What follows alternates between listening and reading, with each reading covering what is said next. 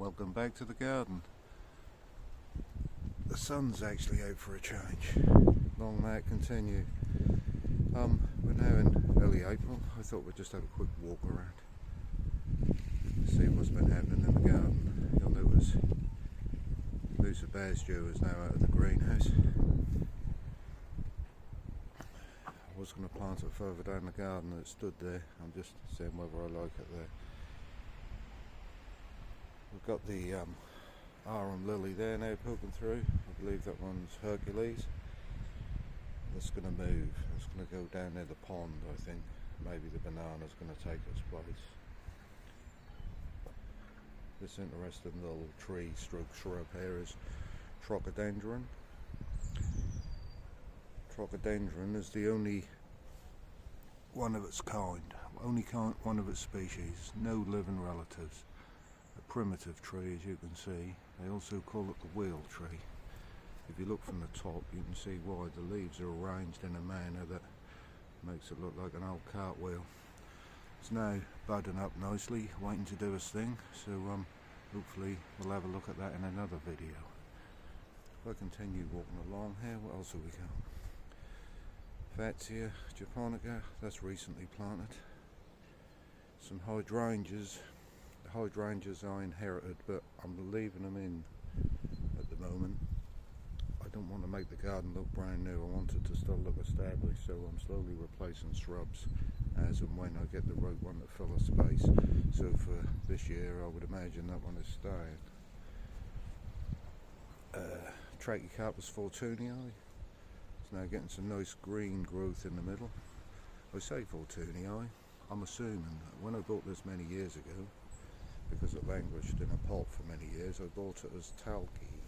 Not convinced it is. There was a lot of mislabeling back when I bought this, so I think it's probably fortunii. Camellia, wonderful, been flowering for weeks. That's going to stay.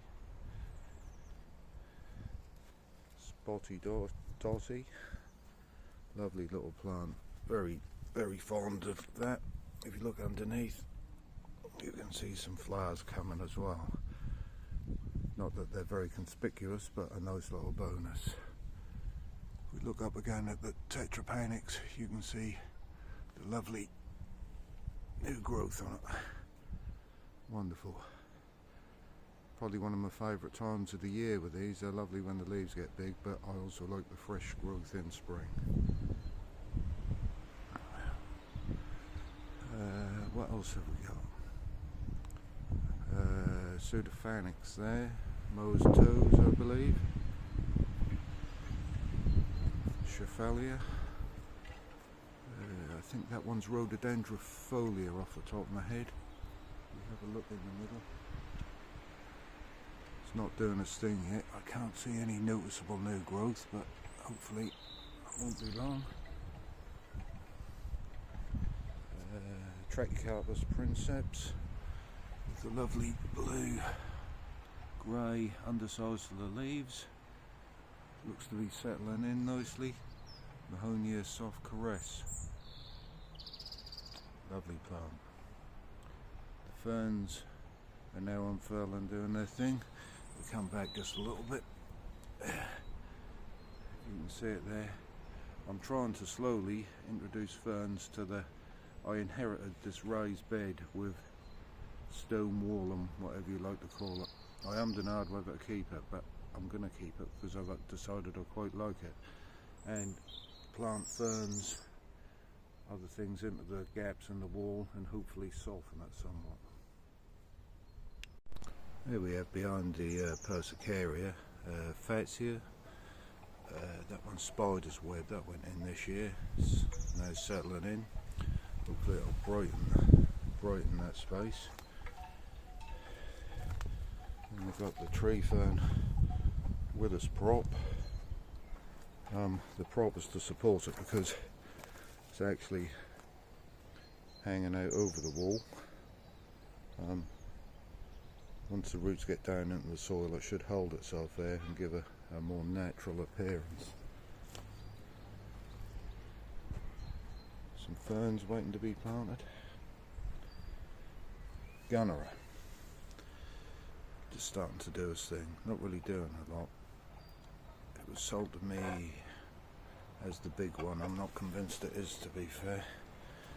The leaves don't look quite right. I'll let it grow, see what it does.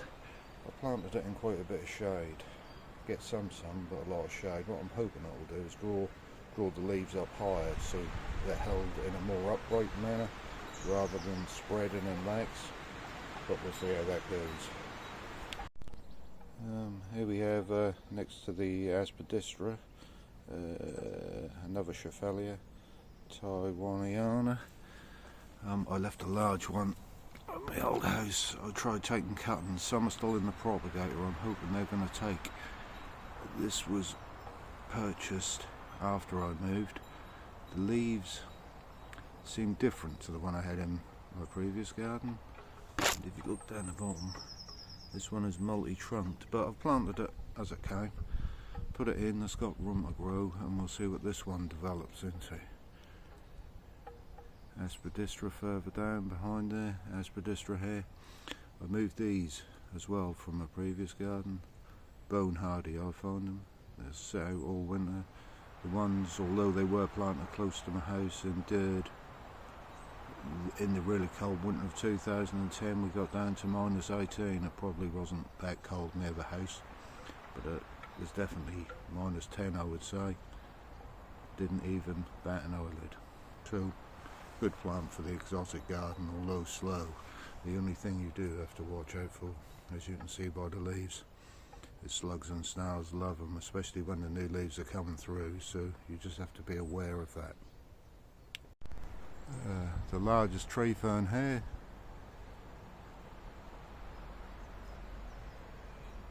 It's not putting any new fronds out yet.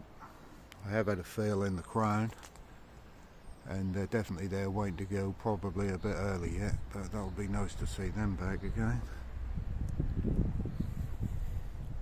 A little look round here. This is the tree fern recently planted. I think it went in last month. It seems to have gone into suspended animation presently. Probably didn't like the move. If you look at the top here, you can see where the fronds are unfurling, except they're not. They appear to have stopped. Hopefully once it's settled in a bit, they'll continue to grow. If not, I'm quite confident some more will come through to follow. As you can see, staked into the ground just to support it. I used to bury them deep into the soil, but it's really not necessary. So this one went in about 2 to 3 inches deep, are staked both sides and just supported so the wind doesn't blow it over, and that'll root quite happily into the soil in that manner.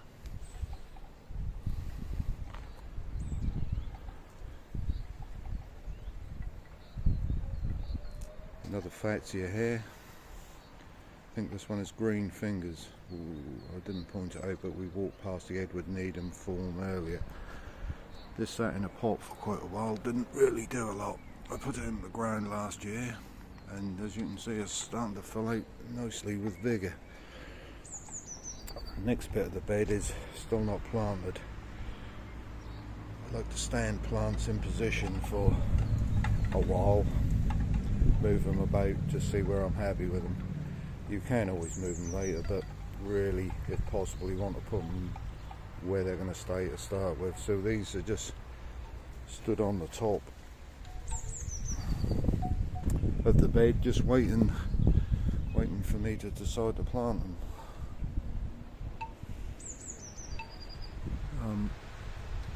I was going to put the bananas where this palm is now sitting, but I had a change of plan. I think this palm's going to go in there. Palms are a big part of the garden and make a real statement. So I think the bananas are going in over the way. If we just look, this is Trachycarpus fortunei cross princeps, so a nice little palm. It should. Don't know if we can see. You can't see it very well there. It's got slight blue underneath, grey, the same as princeps. Not as much as princeps, obviously. It's a very fast growing palm though. In fact, got some smaller palms in the greenhouse where they've been overwintering, and this is probably, they all came the same size. This one is probably double the size of the others, so very vigorous. What else have I got to show you?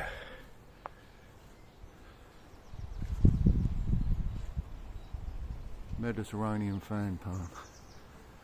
I moved this from my previous garden with as much root ball as I could get. You can see down the bottom there. It's got quite a trunk on it, I would imagine. 6 foot of trunk. Where I was growing it before, it was in shade, considerable shade. I've now put it into full sun.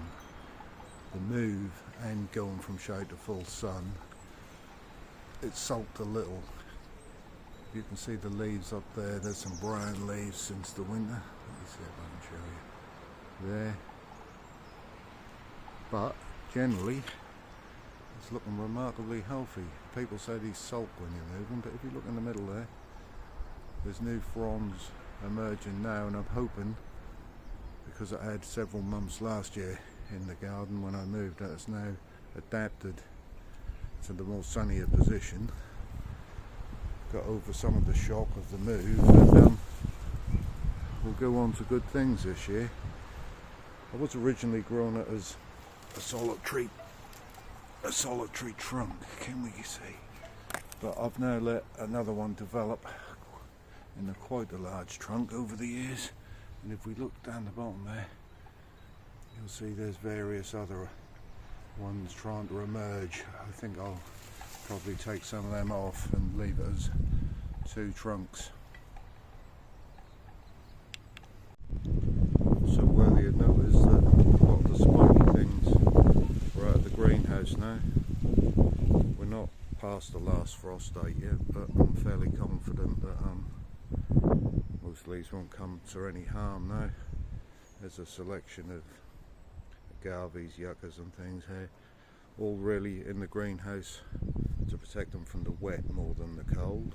But yeah, unless it turns really cold, these are now out again. There's Ruby, she's just come to make sure what's going on in the garden. Nice to see you, Ruby. What else have I got to show you here? Jubaya palm,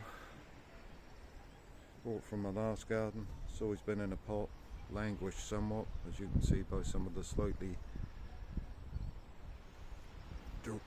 bedraggled leaves on it, but now it's putting on nice growth in the middle, nice new green leaves. I repotted this into a bigger pot recently. I incorporated some soil from the garden into the compost mix this time to get it ready for when it's planted out. Very slow growing palm.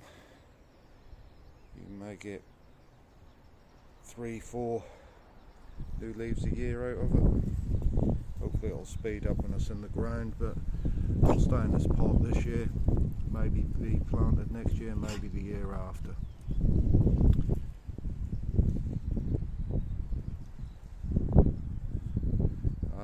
Excuse the mess behind. Been painting the fences. If you're going to paint your fence, paint it black, especially with plants against it. Makes the plants really pop, look green against the black background. I've tried other colours over the years, but black is probably the best.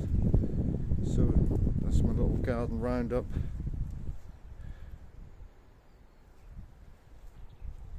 For the start of April. If you enjoyed the look around the garden, please subscribe, it helps the channel grow, and I'll see you next time.